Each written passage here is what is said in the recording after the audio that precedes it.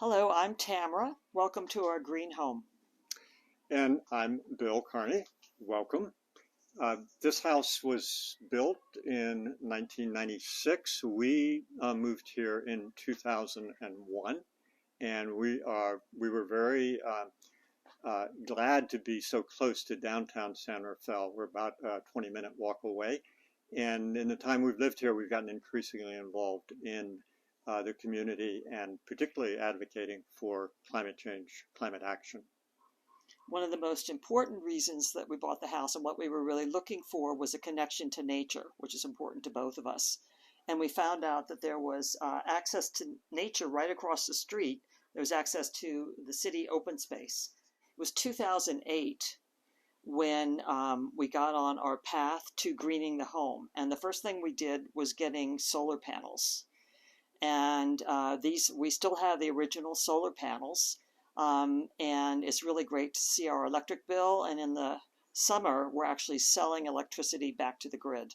After about a 15-year process, our final big installment for going fossil-free in this house was the installation of a heat pump HVAC system. You see behind me the condenser that takes ambient air and in the winter turns it into heat, and in the summer turns it into cooling.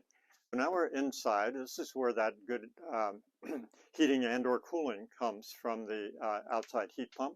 This is the air handler that then distributes that air through our central ductwork that goes throughout the house.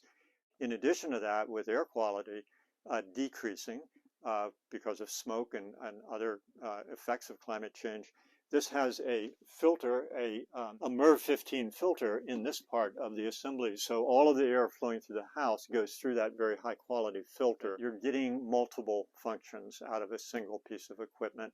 And it's addressing not only helping to bring down the causes of climate change, greenhouse gases, but it's also addressing some of the impacts of climate change in the form of heat and smoke.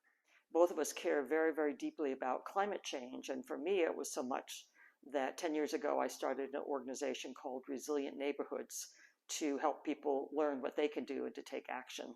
So I wanted to learn about what to do by doing it myself so I could better talk to people about it. In 2013, we set about changing all of our appliances from what they were to more energy efficient, Energy Star label. And we looked at the date of most of them, and they were about ready to change anyway. So again, that's an important part of the planning. So we got energy efficient refrigerator, stove, and dishwasher. And also we got energy efficient washer and dryer. And we switched the dryer to electric. So everything was part of the process of electrifying our home.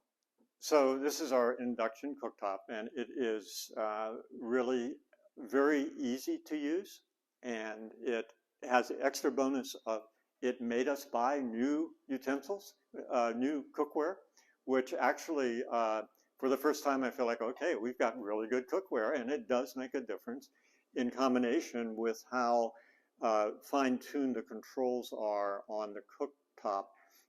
It really does make a difference in the quality of cooking and the preparation of the food. Most important things we've learned through the years is the power of our purchasing decisions.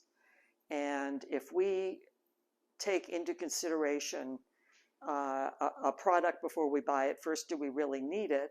Then who made it? How was it made? What happens to it for the parts that we no longer want? For instance, if there's any plastic in it, it's not biodegradable and it's going to be there forever. We also try to buy local, get organic, and we start grocery shopping at the farmer's market. These containers they sell at the farmer's market, they have plastic in them. We were accumulating it. We don't want it. So we take it out of there and we put it in the plastic bags that we reuse over and over again and then just wash out. Food waste is the fourth most important aspect of climate change. And so by doing a grocery list before we shop, We've got our meals planned out. We know exactly what we need and how much. We're stopping food waste. We also buy in bulk when we can, and the composting, which is a law now in Marin County. So drought has been becoming an increasing issue here in California for a number of years now. So the biggest thing we've done to conserve water is to gradually migrate our irrigation system totally to drip irrigation. And then last summer, we also installed a new controller for that system that is sensitive to weather. So it actually gives the plants the amount of water they need depending on how hot it is, how wet it is, etc. All of these plants are drought tolerant. Many of them are natives. So they're well adapted to the normal conditions that we have here, and increasingly to the changing conditions as well. One of the fun things we do is every day when we heat up our water for shaving, for shower in the morning, we capture it, and it then turns into water for our wildlife here in the form of, gosh, probably 15 or 20 species of birds that have come in now and know this is the spot to come to get water. We became early adopters of things. So when the first Nissan Leafs rolled out, we got one, we ordered one. We got this license plate, the 0000 gas, because we wanted to help promote EVs, because most people didn't know about them. And then in 2019, we got our wonderful Chevrolet Bolt. And our charging station over here, this came free because we were early adopters and they were encouraging people to get EVs. It charges both cars, and it's been going since 2011. Searching around for different ways of doing things that you hadn't thought of before. One of the things that we discovered was floor carpeting, FLOR, and this is an example of it here. It comes in tiles that you can use to design a room.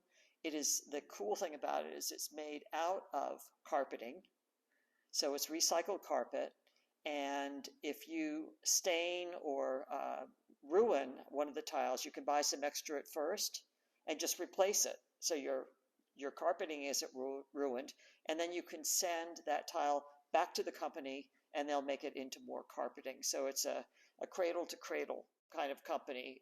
And another fun thing that we've done is take some salvage lumber or wood from bits of the urban forest that have been cut down and have them turned into custom furniture. So what you're seeing here is a coffee table that came from, I believe it was an ash tree.